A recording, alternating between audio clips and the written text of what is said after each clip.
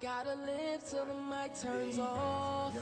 Being such young men, although I understand that you came in off the field, out of the field, you got off the drugs and everything, but what made you so interested in the rest of them that you already know that's out there, and you already see what's going on?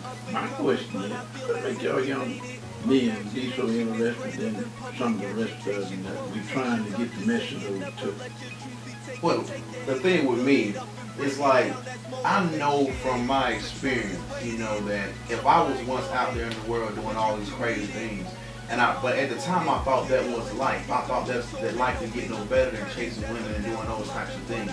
But once I got back in a relationship with God, God showed me that life is better on this side. And I never thought it would be married and got married. I love being married, I love everything about it. And so when God was just showing me that, I have a heart to care now. So it's like I care about the next person, because why would I sit back and hold something that is so good and not want to share it with nobody?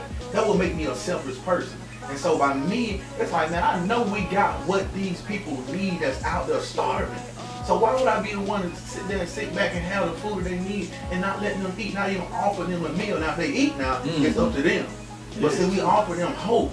And I don't want to see people, man, that have potential and not even get an opportunity to succeed in what God has called them to do. Because God has called everybody to do something great. You just got to step out your comfort zone and be willing to step out in faith. When you step out in faith, magical things happen. Dewayne, what you so interested in somebody else? You know, normally we usually say, oh, it's me, myself, and I. Once that you was clean, once that you was married, once that you was settled down, once that you didn't have to wake up the next morning with a headache, then you worried about who else had a headache. Now, why are you so interested in those that's still out there and doing the thing that you used to do? I tell you, I'm interested because I knew that God saved me in the midst of my trouble on purpose. We're trying to give purpose. We're trying to push business of others to help them. Because why? Because everybody deserves an opportunity to be successful. Yes, yes. Lonzo, let me ask you this question this way.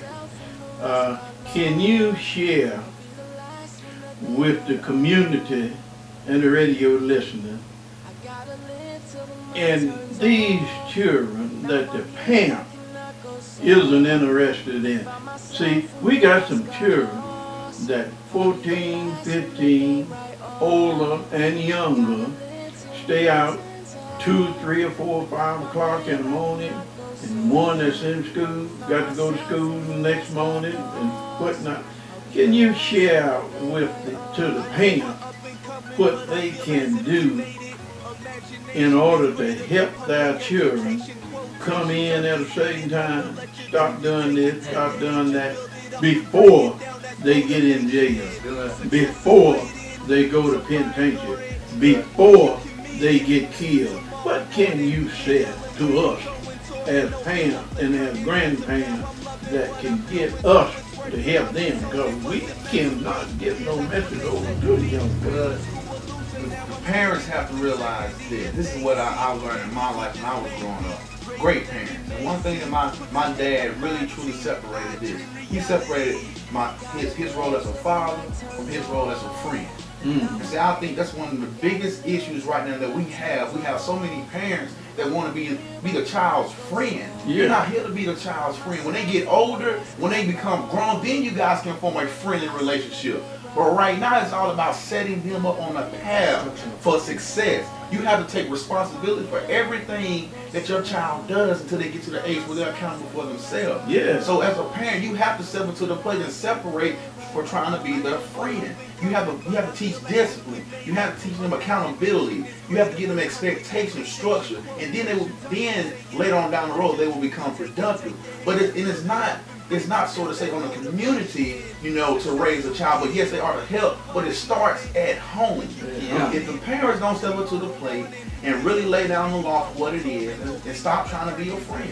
We're not made to be their friends for right now, because it's going to be a sad day when you have to wake up and you see your child either in the newspaper for either going to get arrested or for their life being taken. I mean, that's the path we're headed down if you don't step up to the plate. And parents, you gotta realize this: when it's all said and done, you are gonna be held accountable.